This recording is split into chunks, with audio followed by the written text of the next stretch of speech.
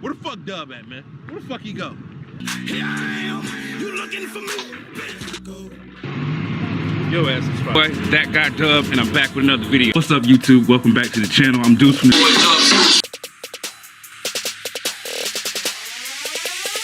my big bro. Yeah, fuck this milk. He said he gonna teach me how to wrestle, man. I'm gonna win the belt.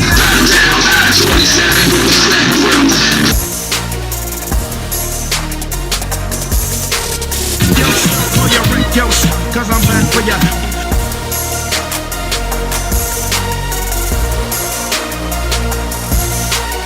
The boy Dub Deuce in the building. What up, what up, what up? It is that guy Dub, and I'm back with another video. How y'all doing? At the end of the day, shout it, I'm good money. Today we got a special guest in the building. We got DJ Maestro. What's happening, my brother? Hey, ain't nothing much, big dog, man. I appreciate you for having me on your show. And everything is good, man. Taking it one day at a time. Ain't nothing wrong with that. I know you're doing your thing over there at Global R&B. How's that working out for you? Man, it's going good, man. We actually just had our most successful month in a year and a half that we've been on. So this past month, man, we had the most listeners that we've had in a month. I think we hit about, 17,000 listeners. And we're getting ready to have, looks like we're approaching 20,000 this month. So pretty good, man. That's dope. You said you guys been over. How long you guys have been rocking it out over there? Y'all been at it for a minute. Yeah. So what happened was we were up at least 10 years ago, and life happened, and the station went down for a while, and then about almost 2 years ago, they brought it back up, and so we're back up and running, and it's going pretty good, man. God's good. Nothing wrong with that at all. But you said, like, you're not your stereotypical DJ. So I definitely wanted to touch in on some of that. You said you gear a lot towards R&B. You said now a couple of years, they had the whole big argument saying that R&B was dead. Yeah. You said, why is it important to you to carry that flag and plant that flag to hold the mantle for R&B? Because a lot of people, some people do feel that R&B is a dying art form because we're not showing love anymore. You know what I mean? Yeah. Well, honestly, man, R&B is very much alive. It's just the fact that you have to search for it now. So, unfortunately, the mainstream radio stations, they don't play a lot of the real R&B artists anymore. And so that's what I take pride in as far as that goes. Because what's crazy, a lot of the R&B artists now, they're actually they want to be rappers. They want to be hip hop artists. They all want to rap. They all want to, I don't know, it's weird. And then the hip hop artists, they want to sing. So they want to be each other. So you kind of got to dig a little bit, man, to find some real R&B artists out there. But they are there. But it's important to me, man, because that's all I came up on, man. I come from a very musical family. Yeah. Both my mom and dad, man, they exposed me to real music at an early age, and it's just something that's just in me. I understand that, and I mean, because coming from where we come from, like Charlemagne the God said, we come from the 1900s. Yeah. So we have a different respect, than these kids today. It's like, I don't have a record player. I need to get one because I have vinyl around here. Yeah. Because like it's something different than going to a streaming service or to putting in a CD. But when you put on that vinyl, it just sets the mood in a different kind of way. Right. It's like, what feeling does it give you when you start to hear that record? You said the pop right before the song comes on. What does that do to you? Man, it's a weird feeling, man, because you kind of get all warm and fuzzy and shit inside, man. And you hear that little, I call it the snap, crackle, and pop of it. And it's just, it's real, And what's crazy is, we live in an age where everything is streamed, MP3s and so forth. But that's not really how the record is supposed to sound. The closest to perfection is on vinyl. Right. So that's how they really wanted you to hear, at least how it used to be. And but it's crazy now, man. Like vinyl records are making a comeback. Like so, even your newer artists, your SZAs, your Kendrick Lamar's, hip hop, they're all dropping vinyls, and they cost about $30-$40 a pop. So you're gonna spend some bread when you get it, and Yeah. but they're getting ready. I won't say they're going to get rid of CDs because there's always a place for them. But Mm-hmm. vinyl records have actually outsold CDs for the past 2 or 3 years, which is I mean, crazy. it is. You said, of course, you do have your connoisseurs, because I don't know, like you can still go into a Goodwill or you can go into a vintage electronic store. You can still find an 8-track, Yeah. and people will buy them. You said Yeah. because still those connoisseurs of the nostalgia of using of those types of avenues. You know what I mean? Mm-hmm. Like when you mentioned about these rappers wanting to sing, I already find it funny as it is, because a lot of these Mm-hmm. rappers are jokes all together to me as Yeah. it is. And so like, but speaking of jokes, we've got a couple. You saying like I'm in the light skin crowd, so we got. You said what I'm about to set up. I'm gonna have to hold this L. Mm-hmm. Genuine and Smokey Robinson. What? Help me expound on that, brother. What are they doing? Man, Genuine. Well, I think Genuine has been helped with some substance in his day. He looks like he drinks a little bit right now. I could say the same thing about Keith Sweat. Every time I see Keith Sweat, he perform. He got a Hennessy in his hand. So I think Genuine. I don't know, man. He's kind of lost it. And Smokey, on the other end, this guy's closer to 90, Yeah. and he had like he had like he a teenager. So Smokey is has found his inner child. So he's out there bumping and grinding, and it's funny you mentioned Smokey, man, because about an hour ago I was listening to his new album. He got a new album out called Gasms, which of course is short for orgasms. So Mhm. Smokey really feeling himself nowadays, but He must you got a could young get or something. I said he must got a young and tender or something. he got to have something, man. The lady loves Smokey. He got the green eyes. I guess that's what it is. But it rides, man. So Genuine is kind of he's kind of, in my opinion, he's kind of making a mockery of himself. And then whereas Smokey, he's taking it back old school. He's always been talented, always been a great songwriter, and now he's finding a newer audience. I know he's worked with Anderson .Paak, for instance. So a lot of newer artists, it's like their dream to be able to work with Smokey. So he's doing the damn thing, actually, man. It's just kind of funny seeing him grinding on the stage, Right. at 80. So, Right. but it's all love. Mhm. And it's like, okay, now so far in the past couple of weeks, with my past interviews, I've been touching on this one subject, and especially because me, I'm a hip hop head. I love R&B, but I'm a hip hop head. Yeah. Saying you being R&B, and of course, there's been such a debate within the past few weeks. I know we're in March now, so but it is what it is. You said, but the argument with there were certain people that loved Rihanna's Super Bowl performance, and there are people that thought it was eh. I'm Yeah. in the crowd that thought it was eh. I Yeah. don't give a damn that she was pregnant. That don't mean nothing. Because to me, music imitates art. Art Yeah. is subjective. The interpretation I got from her performance was a bunch of sperm going to an egg to let us know that she was pregnant when we saw that she was pregnant when the lights came on. Mm. That kind of, to me, it was corny to me, but that's just me. But Okay.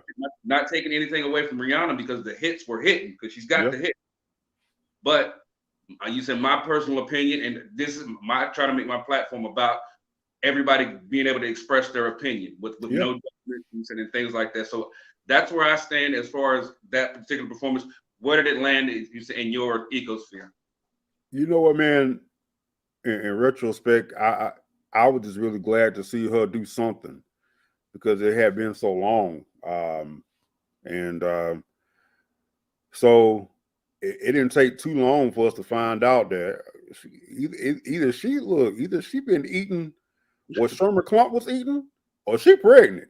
You know what I'm saying? And you found that out almost immediately. So did it click? Like, I think she pregnant. That's why she ain't really dancing so much. So I guess, I'm not a woman, so I don't know what you can and cannot do, but I do know some women, they be showing they still be going to gym and they be getting it in. So if you're looking at it from that perspective, I guess you probably could have done a little more. You want to see her move a little bit more, for sure. And I can understand that. I get that part of it. But she had, I think she did maybe 12 songs I think in so. 15 minutes. And I'm like, man, she got some hits. I mean, this wasn't she got some jams, and she left out a whole lot of songs that she could have did. So I'm like, Rihanna's that girl. So I appreciated that part of it, because I'm like, when I go to a concert, that's what I want to see. I want you to do your hits, and I want you to do it well. I want you to sound like you do on your song. I mean, on the record when you're singing live. And I think vocally, I think she did okay. Rihanna's not like the biggest, the best singer anyway, but to do her own song, she did okay. You know what I mean? So, And see, me personally, I think vocally, this was one of her best performances to yeah. me. You know what I'm saying? And people, I've gotten backlash on it. Oh, well, you saying Rihanna's a billionaire? Okay, she's supposed to entertain me. You saying but once again, I said art is subjective. The art that she was portraying, you saying the story she was trying to tell, you saying wasn't that cool to me. You said the high wire stuff, all that was amazing. Choreography was pretty cool, and everything like that. But of course, then again, I can also critique last year's. Yeah. Me being a car guy, I wanted to jump through the screen and throw a football at everybody's head that was standing on top of them lowriders. I do that. Yeah. Use 50 Cent being out of breath. Yeah. You can say I didn't understand the whole Golden Lords from Meteor Man deal that Kendrick was doing, but I like the songs. It's like so we could critique it because, like I said, art is subjective. But it's like it seems like people get so upset when you have their own opinion. And I know you're very opinionated, man. So what kind of backlash do you get, or what kind of critiques do you get when you're doing your art as far as DJing?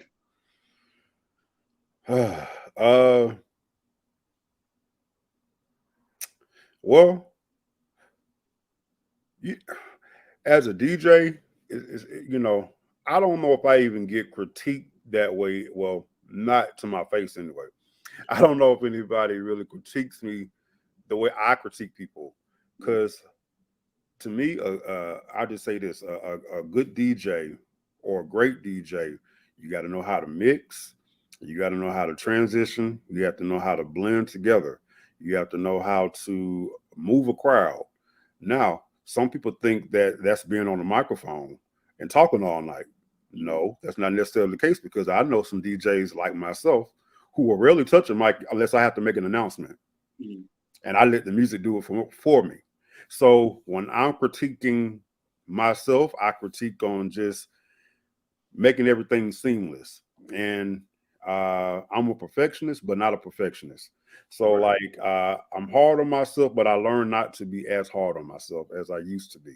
Because I would do a mix and everybody would say, man, you killed it. And then I'd be like, but I probably should have let this song play a little longer. I probably could have did this. I probably could have did that. But so what is weird though, when I go out to an event, when I do go out to an event and I'm not DJing, there's another DJ there, and I'll do the same thing to them, and I can't help myself. So I don't even go out no more, because I don't want to never make somebody feel like I'm high and mighty and all that kind of stuff. So I just critique music and artists like, whatever you do it well. Stage presence is everything for me. That's what's wrong with. One thing I say about Drake, you like hip hop, I put it in hip hop. One thing I say about Drake, Jay-Z, Kendrick, they have excellent stage presence. You might not like them. They might get on your nerves. You might not be feeling them like that, but they always put on a great show. You can understand what they're saying. They interact with their crowd. You know, they'll throw a song at you that you ain't heard in a while. Like, man, I ain't heard that in a minute. You know, so they have a great stage presence. And I think that's really what when you're in the entertainment business, whether you're a producer, whether you're a rapper or a singer, musician, you should have excellent stage presence. And your record should at least sound like the record that I first heard.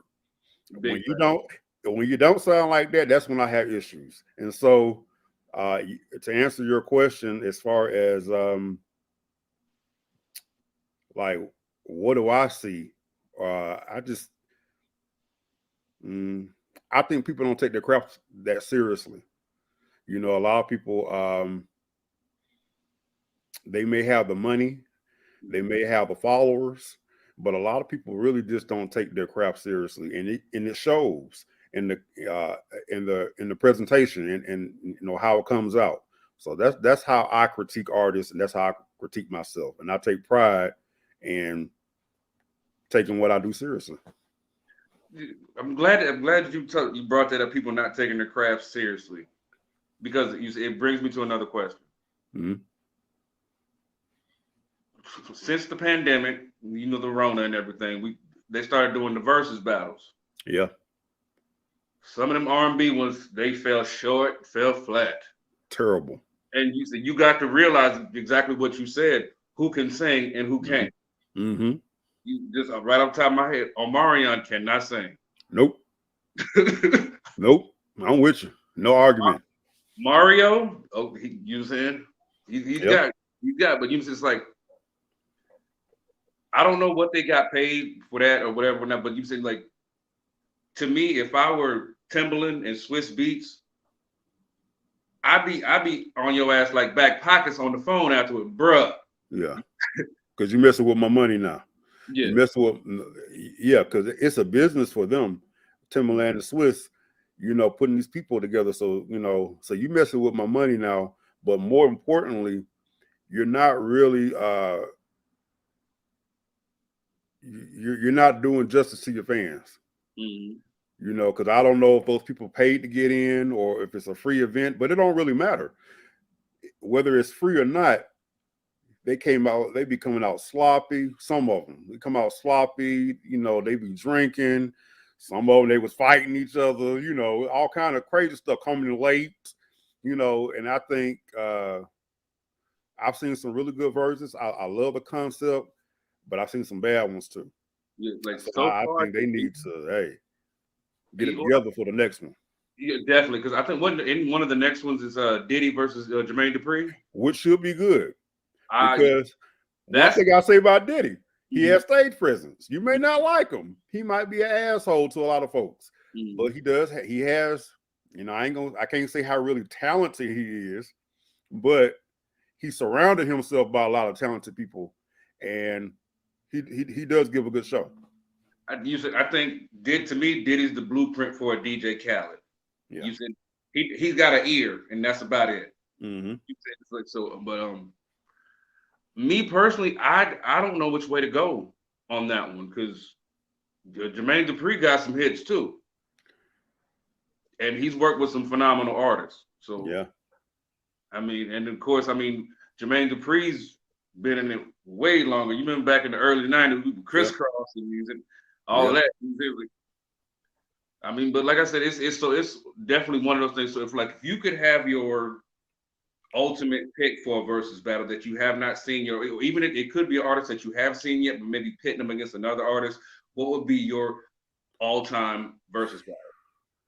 Man, okay, I got to put this in two ways, because some of my favorite artists that I would have loved to have in a versus, they ain't here anymore. Mm-hmm. It probably would have never happened, but I would have loved to see an MJ Prince. I mean, that probably would have broke the internet. That would have been that powerful. So somebody who's current, who I think would do really good in the verses, I would like to see Stevie Wonder. Like Stevie Wonder and Smokey Robinson, I think would be a really good versus. That would be hot, because both of them produce, both of them are excellent writers. They write for themselves, and other folks, and they got hits for days. Mhm. That would be good. And then they worked in Motown together, so they like each other. They friends. Right. That'd be like a really good versus. I would like to see Al Green in the verses. I don't know who he would go against though, because I would love to see Al Green in the verses. Damn, they already did the Isley Brothers and Earth, Wind and Fire. That was hot. It was Steve Harvey messed that up, but He did. He talked a lot. yes, He talked too much. going But back to the previous point, yeah. yeah, but it was a perfect setting. I mean, they had it on Mother's Day. I mean, I remember I watched it with my mom. That was perfect. Just it was really cool. I'm trying to see, man. Just honestly, okay. I think that the Babyface, he did one, but I think Babyface needs to do it over because when they did it, I think that was like one of the first, and Yeah. they had like Might have been technical like the issues. second or third It one. was horrible. Yeah. Like technical difficulties the whole time. And I actually think that Teddy Riley was a bad pick for him because Teddy don't sing. He No. produced, but he don't sing. So Babyface should have had one, and I think like Babyface also he could have maybe gone out with Smokey, and they could have had it like a almost like a ladies' night kind of ladies they could have really made some money off that if they I think they should redo it. Mm-hmm. But damn, I'm trying to think, man. Cardi B, well, Lil Kim, Nicki Minaj would be cool. Okay. Yeah. And you already know they kind of iffy around each other. So if you want the drama, if you like that kind of stuff, you definitely would tune into that one. Oh yeah. Definitely. But it's not too many, man. Because to me, you got to have hits too. And like Omarion, we both agree when he did his verses, he can't sing, but he did have more hits than Mario. Yeah. But Mario was the better singer. Mario was the better singer. I think because music is all about timing, and I think when Mario came out, there was a huge flood of male solo vocalists at that time, and I think he just because like right around that same time was the same time Neo came out, but Neo was also a writer and was writing for Beyonce at the time. Yep. I think that somebody like Mario, I think had he maybe came out a year or two before or a year or two after, I think he probably would be bigger than he became. But I just think that particular timing, you know what I'm saying? It's like And another one, man. Funny because when we was coming up, we had South Cobb, you know what I'm saying? We had the Cantina, the Guard, like all kind of stuff, we had coming up. Could you imagine somebody going from, this the city, this the city, this the city to a Lil Uzi Vert? No. And it's I mean, yes, time changes and stuff like that, but that kind of music like that you saying metrosexual, we wasn't rocking with it. And it's not like we were judging it either. It was just like, yo, that's a whole different type of crowd. That's not our scene. We're not there. Yeah. More power to you, but we're not there. You know what I'm saying? And it seems like now that's where so many people are. Because like I said, I've got on a hoodie. He's of course I had to show up with this hat with the the DJ needle on it. You know what I'm saying? It's paying homage to my DJs. You know what I'm saying? But appreciate you, big dog. You saying I hate saying they because we don't really know who they are. But if you're not dressed in hoochie daddy shorts and you send some ugly Dior shirt that's way overpriced, you don't have drip. So I'm not gonna pay with you. You ain't got the drip. Okay. It's like I think that you said it's like it ties back into once we started taking love out of our music, it caused more people to run wild and to not even really care. Everybody's about I got my side piece of my sneaky link of this, that, and the third. But tying it back together, Usher a couple of years ago, after they brought the whole R&B is dead, he said he was going to be the one to bring it back. Hmm. Do you think that Usher is the one that could be able to make that happen? Yeah, as long you know what I think Usher's biggest issue is, man. Because Usher, I don't know if you even caught like his Tiny Desk performance. He did an awesome job I with love that, it. man. I mean, that was great. I like that actually more than most of the verses they had. Just that it was really simple. So Mhm. Usher has the capability to do it. He definitely has, a loyal fan base. They're gonna follow him wherever he goes. I think Usher's biggest thing is sometimes, especially as men, we're very ego driven, Mhm. and then we sometimes feel like we got to compete or we have to compete or sell ourselves short to stay popular. Mhm. Like I feel like Usher for a minute he was trying to compete with Chris Brown. Chris Brown was kind of coming in and taking some of his folks with him. Mhm. And then Usher's, his music kind of, I don't, I call it going backwards because I believe like when you're 40 years old, 50 years old, I mean, come on, it's like Jay-Z. Jay-Z came out and then, he used to talk about the cars and the women and all stuff, but then he gotten older, he can't talk about the same shit no more. Right. It's not even believable anymore. Right. So, and the same thing for Usher. It's like he kind of went backwards. So I think he has to. I think he can do it, but I think he needs to be true to himself. So Right. like, you don't have to do what Chris Brown does. If Usher don't dance another lick, and he can dance, Mhm. but if he don't dance another lick, he'll be fine just by singing. You know I what I'm saying? definitely agree. Now, you said when it came to the verses, everybody was like, "Oh, Chris Brown and Usher." Do not disrespect us by doing that. Yeah. If it was going to be Chris Brown or anybody, it should have been some. Because I think they're both equally yoked when it comes to dancing.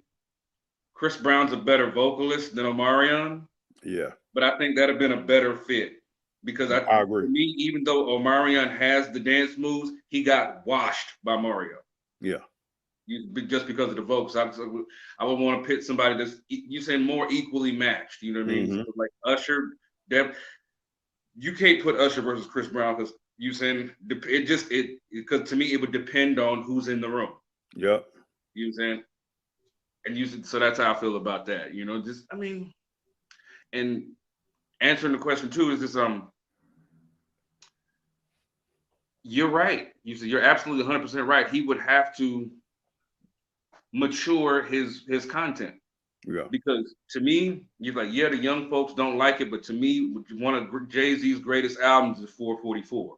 He was Yep. open, he was honest, he was vulnerable. He was like, you don't have to be the hardcore street. You're like, dude, you can feel. Yeah.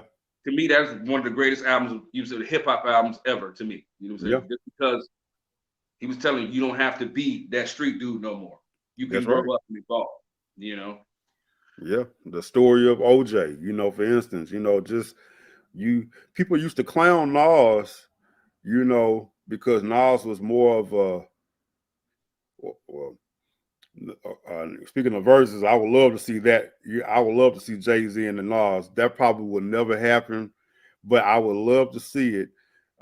They both came out same time from the same. I mean, you couldn't go wrong with Right. the Jay Z and Nas verses. Just to put that out there, No. but Nas always was thought of as boring at times because he will always come up with content to make you think rather than bragging about the hoes and the money and the cars. And Mhm. so it was nice that Jay Z was able to kind of grow up a little bit, you Mhm. know, and and I think that there's nothing wrong with that. And a lot of artists they just kind of uh, tend to go backwards. I was talking about Sierra, for Mhm. instance. Like, I have no problem. A lot of people had a problem with her having that song out where she was telling the women, you don't need a man for this or whatever. And I'm like, okay, well, maybe you don't. Mhm. But I can't remember the last time that I've seen Sierra like sing a love song. Like, Right. it's been a long time. like and I get you have an audience, but if your audience is really rocking with you, they'll go where you go. Mhm. You don't have to go backwards. I ain't never seen NDRE switch it up, talking about she's not the average girl from the video. Now you see I ain't never seen the switch up. She No. just, and she doesn't get the credit she deserves because of it, maybe, but she's continue evolving, and you supposed to evolve up, not down. Mhm. And like even with the Jill Scott, yes, you send we had them road pics that were you sent leaked a couple of some years back, Yeah, but she still carried herself and still being held in high standards. You said as that you said that lady that you said women should strive to be. You know what I'm yeah. saying? Like which and it's like I said because there's a lane for anything. You know what I'm saying? Hmm. Like I was explaining to my wife last night. She was like, "Well, why do men like you send half naked women on the internet, but they don't want their women to go out the house?" I was like, because it's cool to look at it on the internet, but if you're gonna see that on your woman, you want to see that in your bedroom, not for everybody else. That's right. You know what I'm saying? It's like, and everybody's going in on the whole Sierra thing. You saying as far as what she wore to that party? Oh, well, it was the theme. Okay, so if the theme was for men to show up in speedos, you said how many of y'all women would have that same energy? Yeah, You know what I'm saying? Where Sierra standing next to her husband, he's in a speedo. You know what I'm saying? Oh, you said, don't matter what he got down there, but you said it would it would reach Sierra's radar, and and then she would have to hear that stuff. You said yeah, you don't think Russell's DMs was blowing up like, yo man, what's your wife doing, my man? Y'all was just in the church catching the Holy Ghost, or at the prison, with the prisoners catching the Holy Ghost. Now she naked on the red carpet. yeah, yeah, man. And I feel like, and people are like, well, that's his wife, and I guess he had to have okayed it, and maybe he did. You know what I'm saying? But I don't know, man. I think people are afraid of growth. Sierra not only has, I look at it differently. I look at it not saying that she can't wear what she wants to wear, because she can, obviously, Mm-hmm. but she got what, two boys and a girl now, right? Mm-hmm. I mean, so my mindset is like, hey, I can be sexy without being trashy. Mm-hmm. I can show some skin, but leave some to the imagination too. Right. And people think, because when Lizzo did it, when she came to the Lakers game, I think it was last year or a year before, Yeah. and she had basically the same thing that Sierra had on, nothing. It came to a family event now with an ass out, and they was like, "Well, you guys are y'all are shaming her for her size." Like, no, it got nothing to do with the size.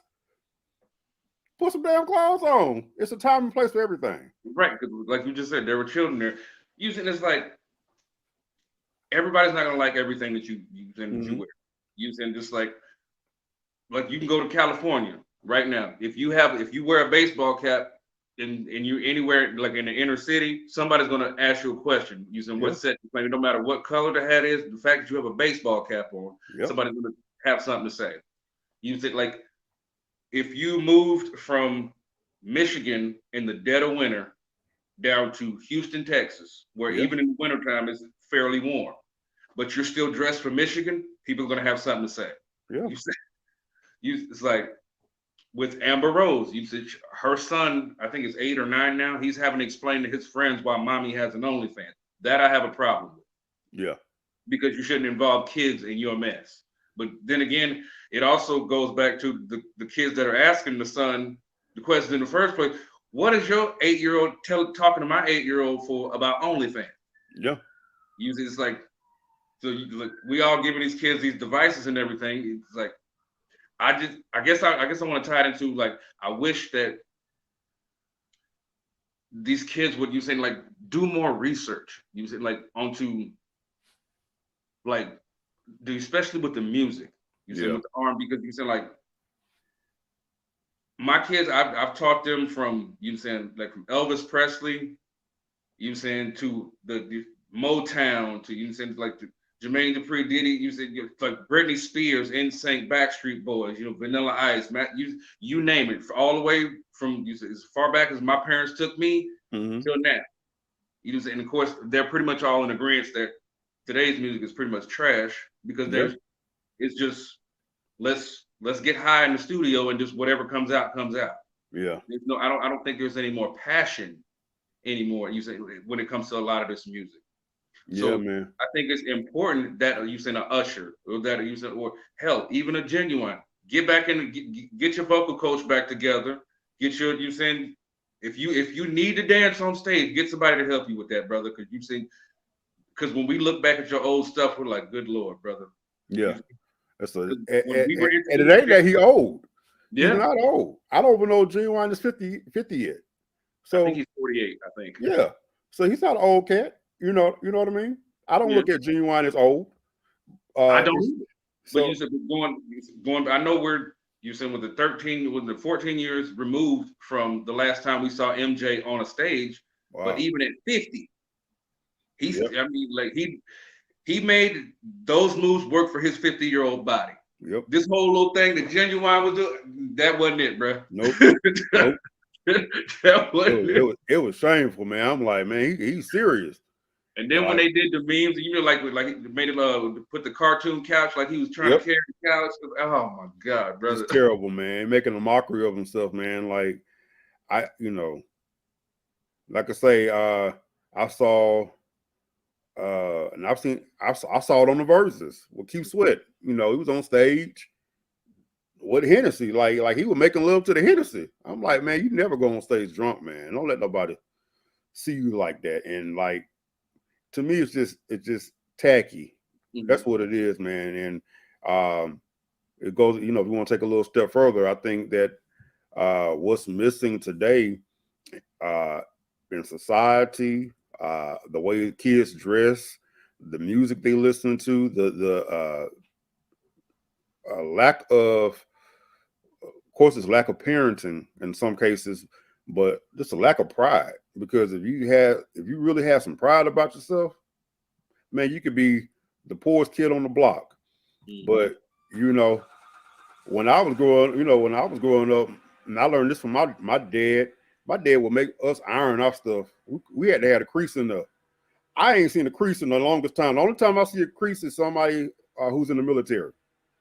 I never see anybody iron out a crease in their pants anymore, their shirt. Like, it's just, you just walk out like however now.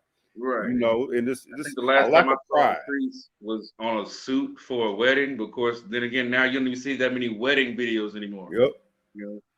You see more baby showers than you do wedding videos. Yep.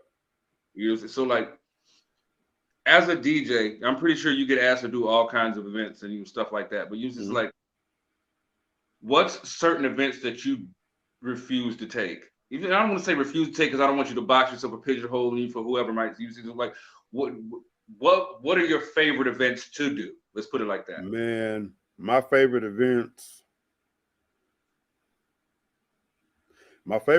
to do is anything where I have complete freedom and when I can play anything.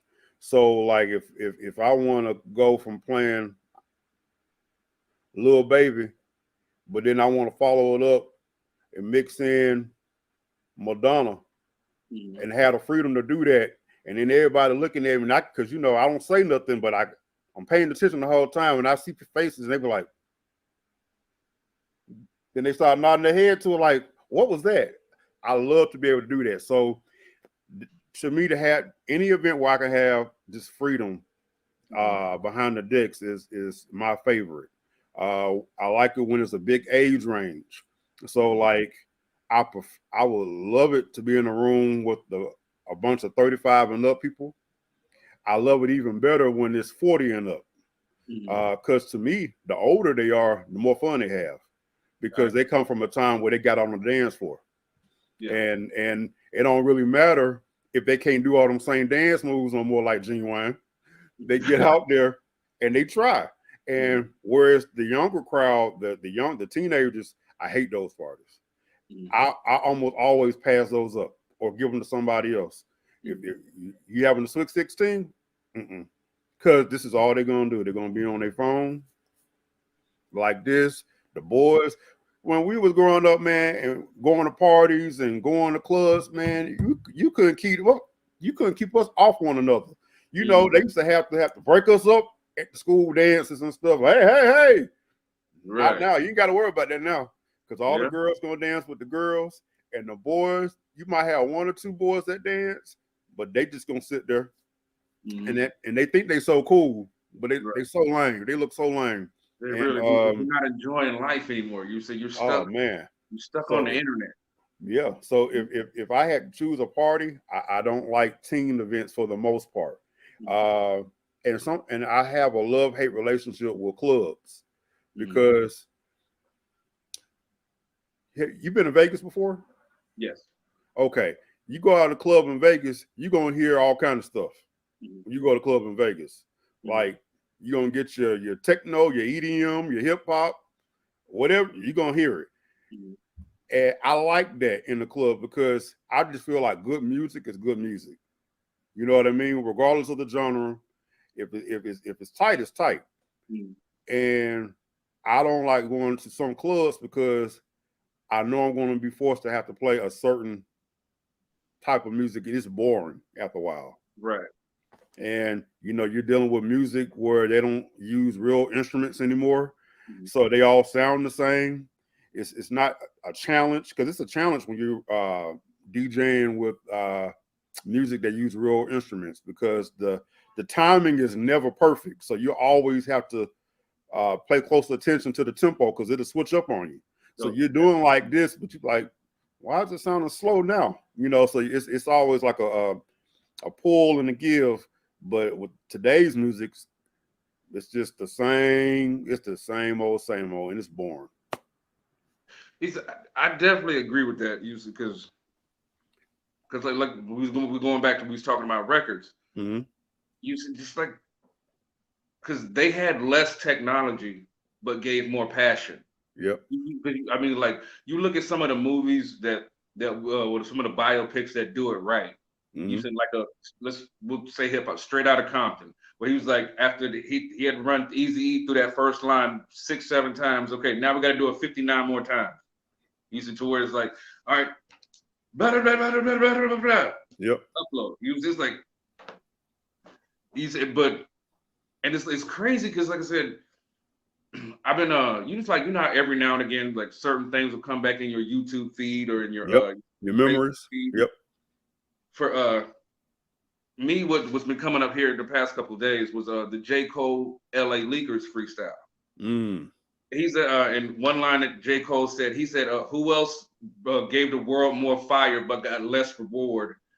I guess that must mean that less is more. It's like Yeah. so.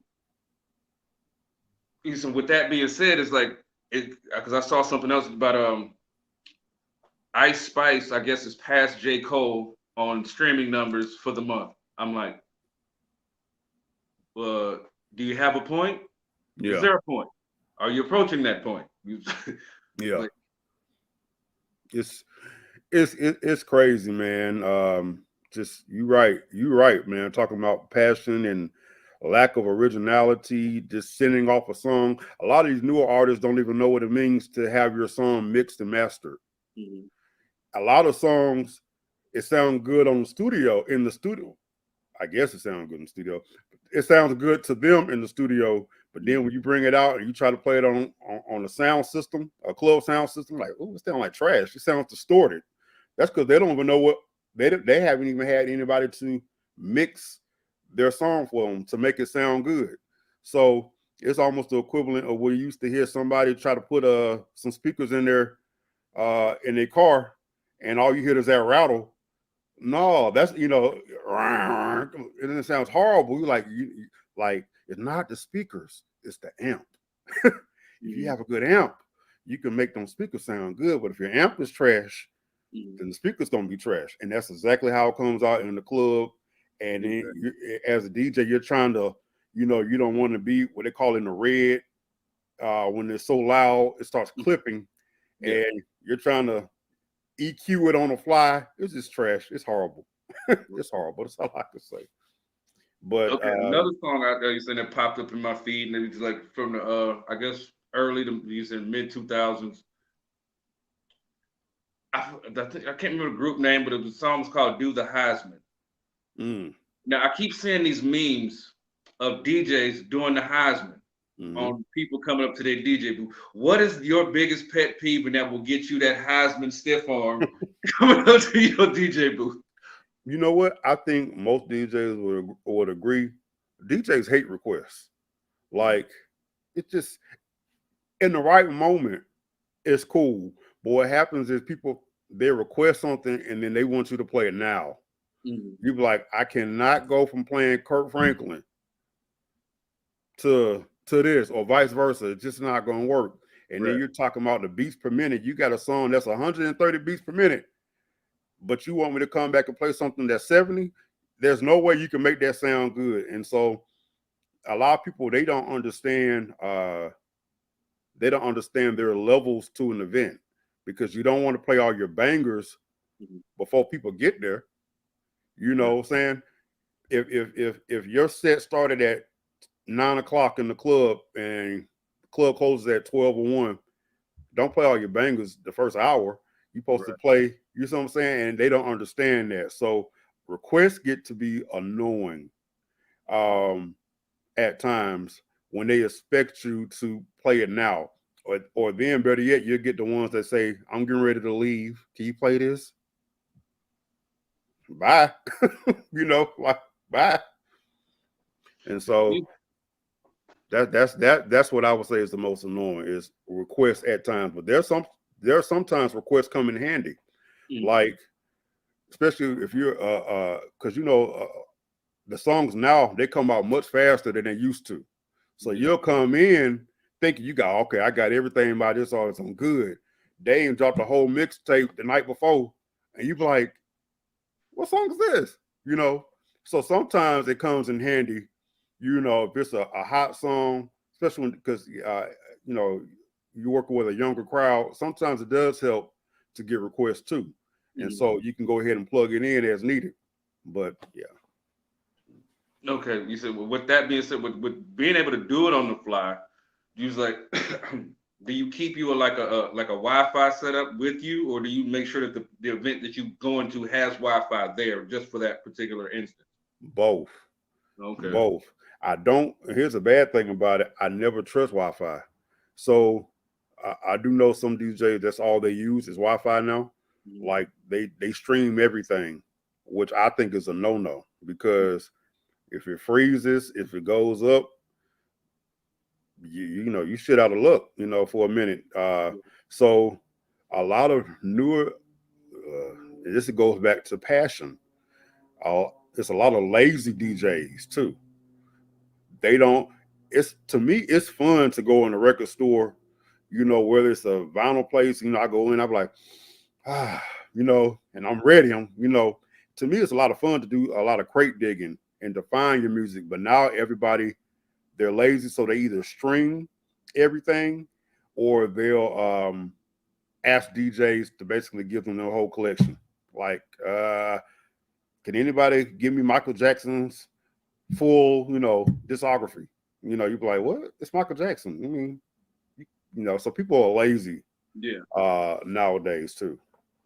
You said it was like you said if you guys want to, you said book DJ Maestro. You said you follow him. You said he'd give you great pricing and stuff like that. You said just you said what the question I wanted to ask is because I've been asking this question to any DJ I've had. How frustrating is it for to be undercut? Because you said because you've been in it for a minute, and you've been honing your craft and doing your thing. To sit there and be like, okay, you said you know what I bring to the table, but then to get that call, like, yeah, we decided to go with the $150 DJ. You said or something like you Oh, like. you know what, man? That's very frustrating. It sucks. It's really messed up, but it always comes back on them. Mhm. It comes back to the DJ that's involved, and then it also comes back to the party that hired them because it never works out. It never works out. I had something like that happen to me last summer, right? I was, and so what happened was they had a homeboy that was going to do it cheaper than I did, I think of myself as fair. So when I make a price, I'm competitive, and I'm trying to have a competitive price, and also make a profit every time I go out. Because that's the key. You just want to make a profit on your investment. Mm-hmm. So I think I'm pretty fair, but she hired somebody else and had a party, and her excuse was, "Well, since you weren't from Chicago, I didn't think that you would know about house music." I'm like, "Yeah."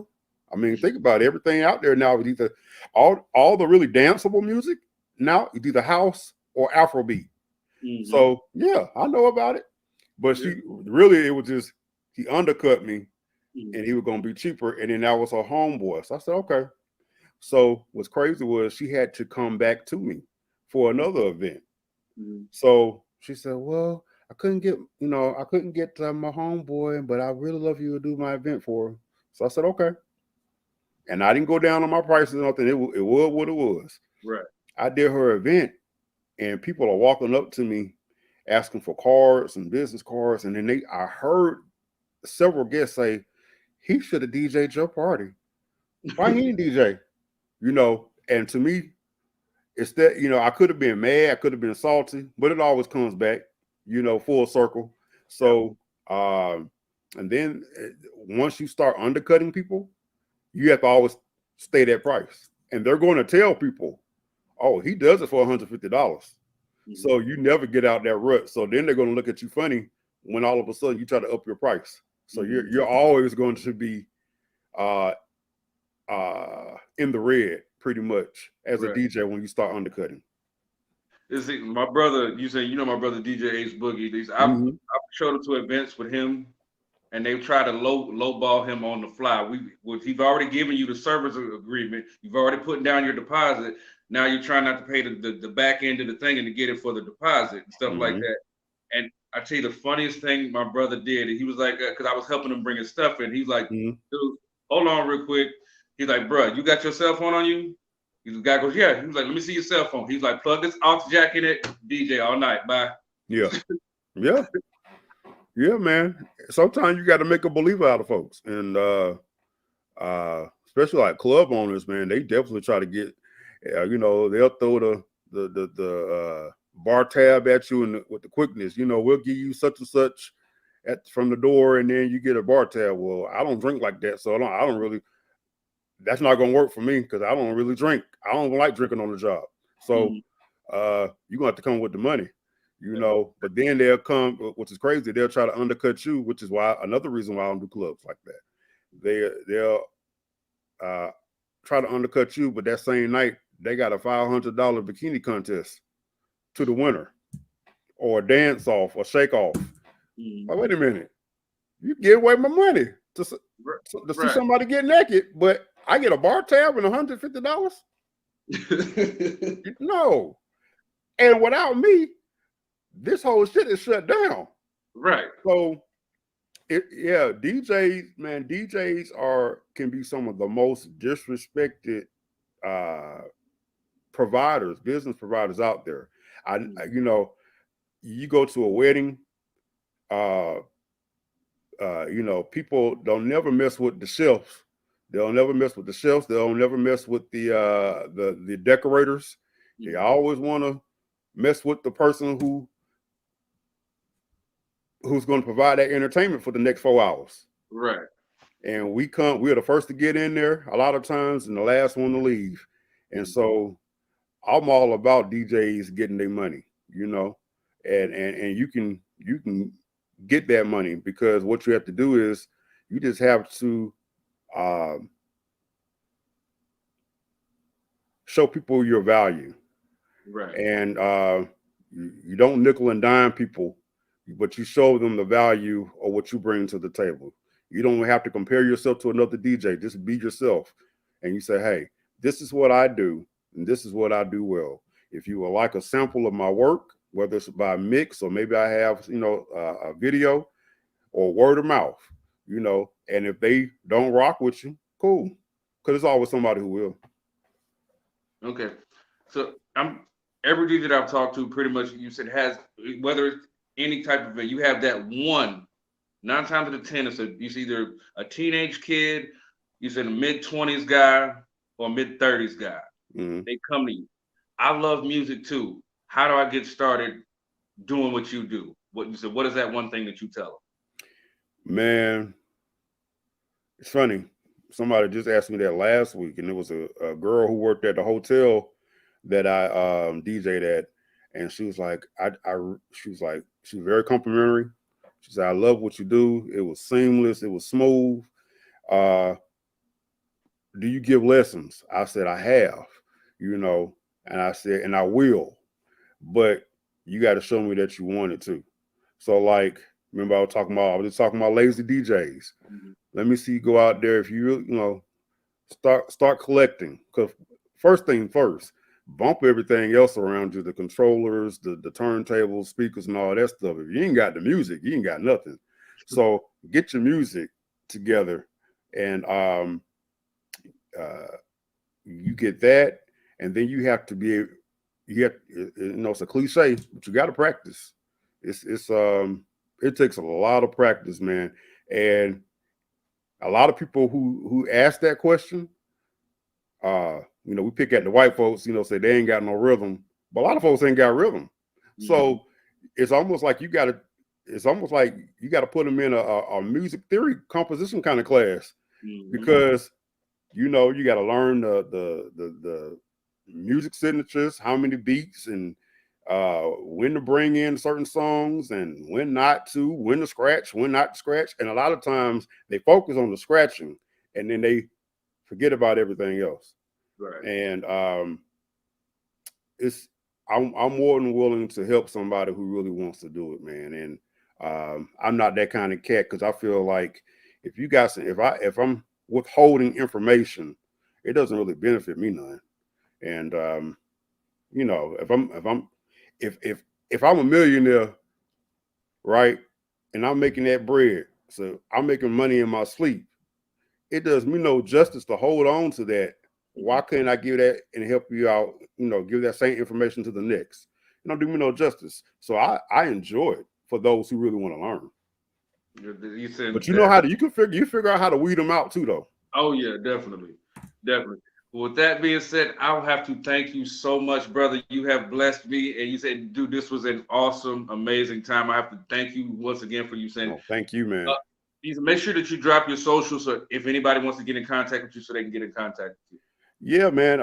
Probably the easiest way to get to me, man, is on Instagram. You'll see posts I have with my show, which is called Live at the Barbecue, which comes on every Saturday at 1 p.m. Eastern Standard Time. But my Instagram handle is DJ Maestro. That's MaestroAtl, and that's how you find me on Instagram and Facebook. Okay. You said, do you have anything other than is it Live at the Barbecue coming up? Live at the Barbecue, it will be next Saturday. So on Global R&B Radio, and it comes on at 1 p.m. Eastern Standard Time.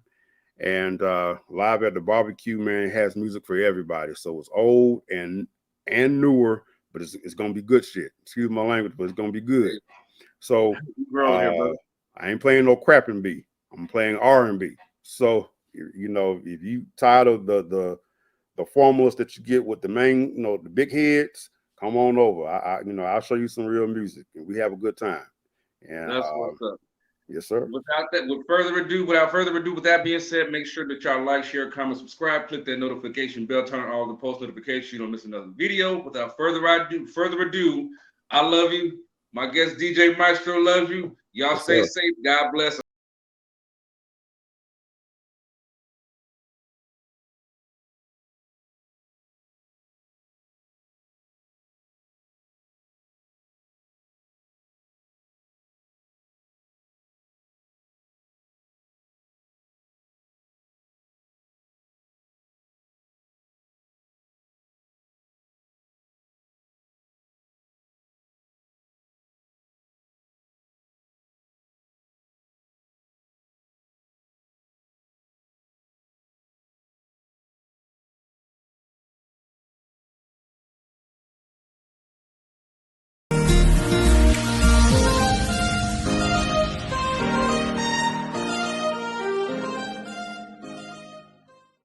Where the fuck Dub at, man? Where the fuck he go?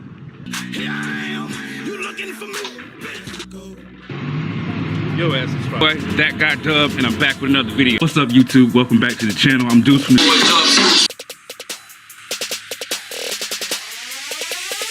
and my big bro. Yeah, fuck this milk. He said he gonna teach me how to wrestle, man. I'm gonna win the belt.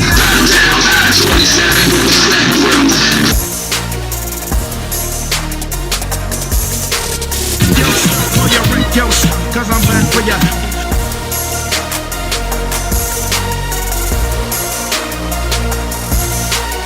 The boy Dub Deuce in the building.